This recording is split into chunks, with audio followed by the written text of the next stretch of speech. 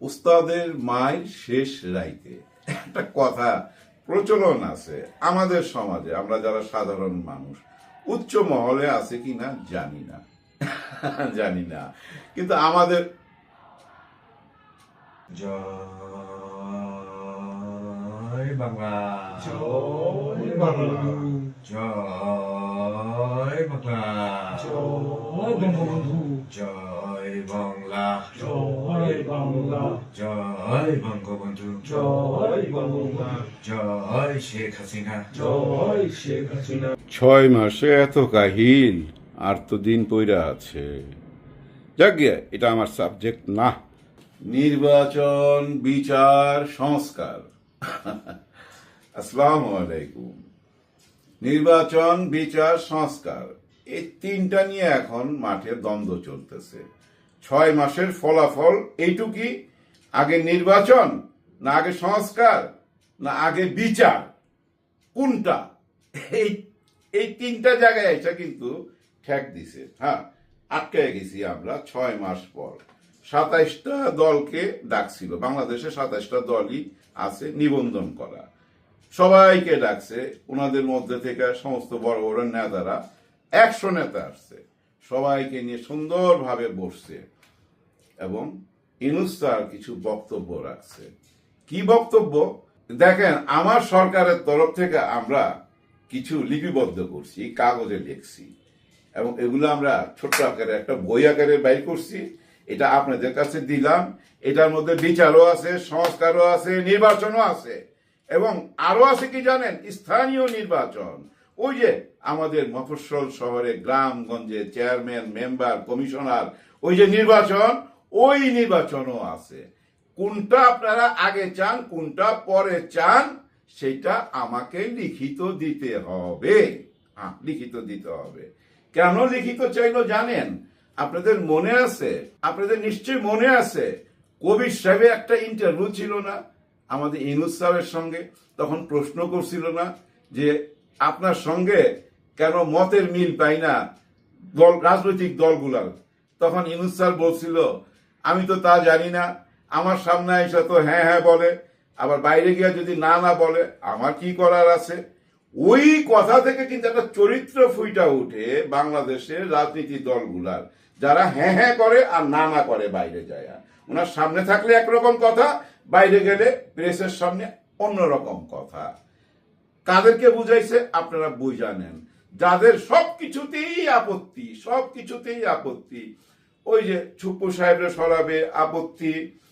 আপনার সংবিধান বদলাবে, আপত্তি। জুলাই আগস্টের ঘোষণাপত্র দিবে, আপত্তি। মানে যা কিছু করতে চান, এই যে স্থানীয় নির্বাচন করবেন, এটা তো আপত্তি। পুরা সবসময় আপত্তি, আপত্তি ছাড়া কোনো কিছুই না, হ্যাঁ বলে না।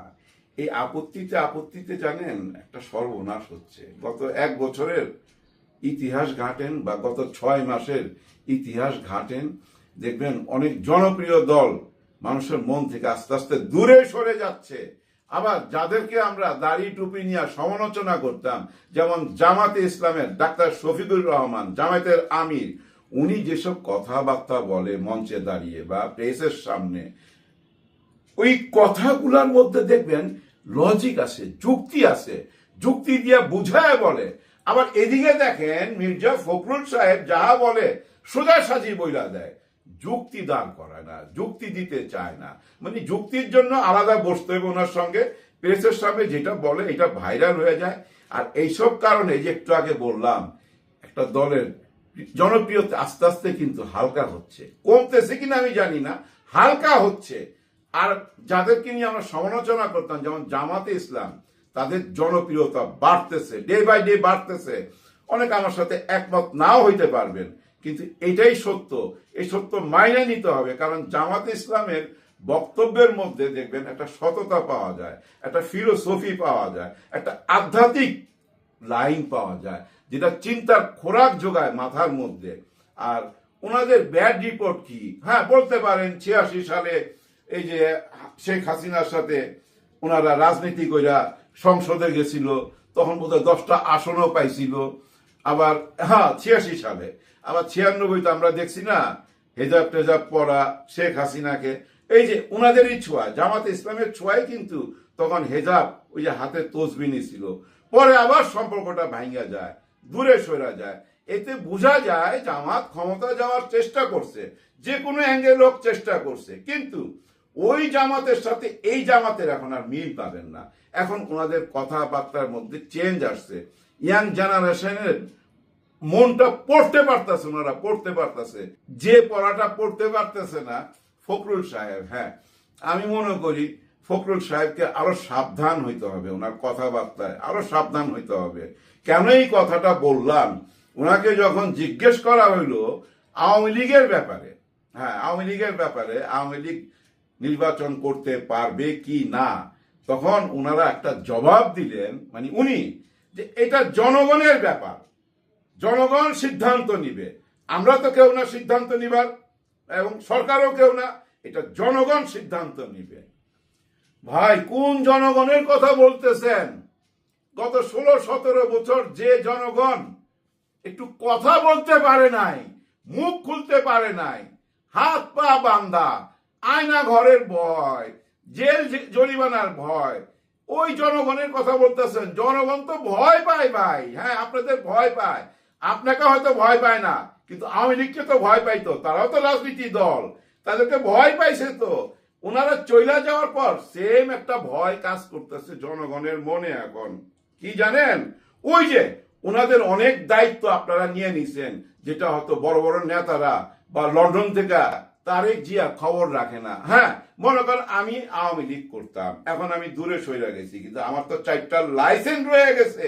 আমি ওই লাইসেন্স কি করছি, ওই লাইসেন্স আমি এখন দিয়ে দিছি এই যে যারা বর্তমানে ক্ষমতায় আছে বা ক্ষমতায় আসবে, হ্যাঁ ক্ষমতায় আসবে যারা, চাক্ষুষ বোঝা যাইতেছে, তাদের দলের কাছে আমরা দিয়ে দিছি যে ভাই তুই নে দুইটা, তুই নে দুইটা, আমার ঘর টপ দেখে রাখিস, আমি একটু কলকাতায় গেলাম, দিয়ে চলে গেছে তো, এবং কলকাতায় 6 টাকা পাইতেছে তো, ওই যে দিয়ে দিছে ভিতরে ভিতরে, ওইটা থেকে যা আয় হইতেছে এটা ভাগ বটরা চলতেছে তো, ওইখান থেকে আবার ফকির রোজ দিতেছে 20 টাকা 50 টাকা, হ্যাঁ না দিলে তো জনপ্রিয়তা কমা যাবে, দিতেছে। এটা আমরা দেখতেছি তো, ওই দেখা থেকে মানুষের মনের মধ্যে একটা ভয় আসছে, ওই ভয়টা তো দূর করতে হইব। আপনি ওই জনগণের কাছে ছাইরা দেন, জনগণ কি করতে পারতেছে, এখন কিছু করতে পারতেছে। আর জনগণ এইটাও জানে যারা ক্ষমতায় থাকে তাদের সঙ্গে পুলিশ থাকে, প্রশাসন থাকে, আইন কানুন থাকে, তখন না জনগণ না বোবা হয়ে যায়, চুতিয়া হয়ে যায়, চদু হয়ে যায়। এই জনগণের 2 পয়সার মূল্য নাই। ওই যে সংবিধানে লেখা আছে জনগণ সব কিছুর উৎস, আমরা উৎস না, কচু, ঘোড়ার ডিম, কারণ 2 পয়সার দাম নাই। তাই জনগণের উপরে ছাড়বেন না। হ্যাঁ কোন জনগণের উপরে ছাড়বেন? এই যে বর্তমান যে জনগণ আছে গত 6 মাস, দেখেন না আমার মতো লোক কত জোরে চিৎকার করে কথা বলে, সবাই যা ইচ্ছা তাই বলতে পারতেছে।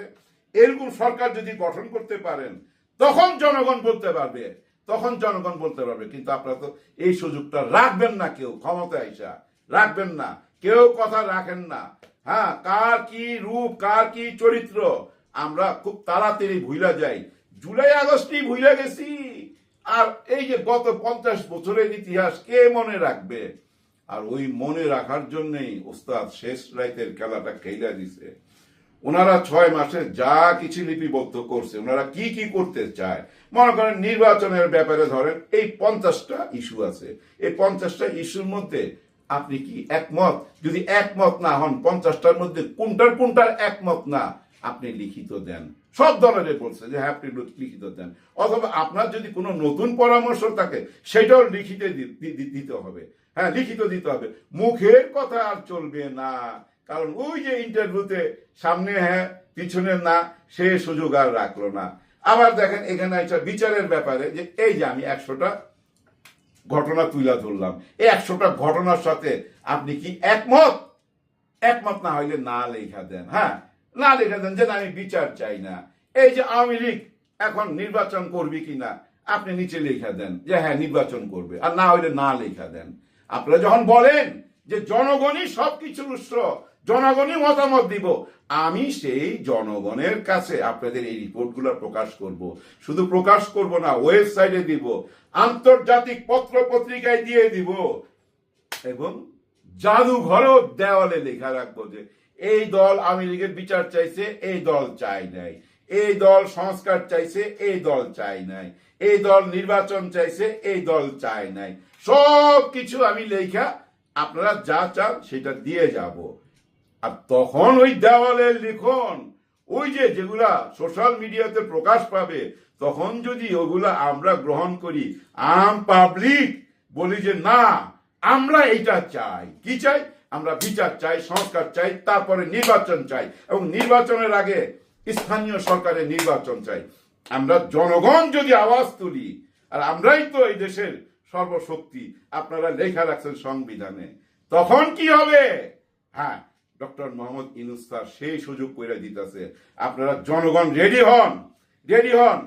কে কি লিখলো, আওয়ামী লীগ কি লিখলো, বিএনপি কি লিখলো, জামাত কি লিখলো, না আওয়ামী লীগ তো নাই, আওয়ামী লীগের ব্যাপারও এই যে সিদ্ধান্ত নিতে বলছে যে আওয়ামী লীগকে চান কি না সেটাও লেখা দেন, নির্বাচন চান না কি চান সমস্ত কিছু লিখিত দেন। আপনাদের ওই হাতের লেখাগুলাই, কোনো ফটোস্টেট কপি না, কিন্তু ওই হাতের লেখাগুলাই ওয়েবসাইটে প্রকাশ পাবে, আমাদের ঘরে ঘরে পৌঁছায় দিবে, এবং জাদুঘরের দেওয়ালও লেখা রাখবে। ফাঁসলেন তো, দেখছেন বুদ্ধির খেলা কেমনে ফাঁসাইতে হয়, কেমনে আটকাইতে হয়। একেই বলে ওস্তাদের মায়ের শেষ রাইতে, হ্যাঁ ঠিক জায়গা মতো খেলা দিছে। আসলে তো উপায় নাই, হ্যাঁ খেলোয়াড়ের সাথে খেলতে হবে, খেলোয়াড়ের সাথে খেলতে হয়। উনি কি ইনাদের কাছে হার মাইনা চলে যাওয়ার মানুষ? একদম না, উনি ইমানদার মানুষ, উনি একজন খাঁটি মুসলমান। উনি জবান দিছেন, আমাদের সাধারণ জনগণকে জবান দিছে যে আমি দেশটা গইরা দিমু। এখন উনি যদি কারো কথায় অভিমানে বা রাগ কইরা চইলা যায়, এটা আমরা মাইনা নিব না। আর আমি মনে করি কোনো শক্তি নাই ওনাকে ওই যে গান পয়েন্টে সরাই দিবে, এরকম কোনো শক্তি নাই। কারণ কি জানেন, ওই যে ডিপ স্টেট আমেরিকা যে প্রশ্ন করছিল না, ওই যে মোদিজির সাংবাদিক প্রশ্ন করছিল না, ডোনাল্ড ট্রাম্প এড়ায় গেল, সেই ডিপ স্টেট কিন্তু আমাদের সঙ্গে আছে। এটা নিয়েও কথা হবে ইন ফিউচারে। হ্যাঁ, আমাদের সঙ্গে আছে। বড় বড় দেশদেরই ডিপ স্টেট থাকে, কিন্তু আমাদের মতো এই যে সাধারণ দেশে ডিপ স্টেট থাকে না। এটা নিয়ে অনেক আলোচনা আছে, আপনারা কেউ কোনো কিছু চিন্তা করবেন না। ডক্টর ইউনূস স্যারের সাথে খেলা কেউ পারবে না। আমাদের জয় হবেই, সততার জয় হবেই, ইমানদার মানুষের জয় হবেই। ডক্টর মোহাম্মদ ইউনূস স্যার একজন ইমানদার মানুষ, উনি যা কথা দিচ্ছেন সেটা রাখবেই। নির্বাচন কবে হবে না হবে সেটা আমরা জনগণ সিদ্ধান্ত নিব। আপনারা কে? সবার জন্য সবাই দোয়া করবেন, শক্ত থাকবেন ভাই, শক্ত থাকবেন, উপরে আল্লাহ আছে। আল্লাহ হাফেজ।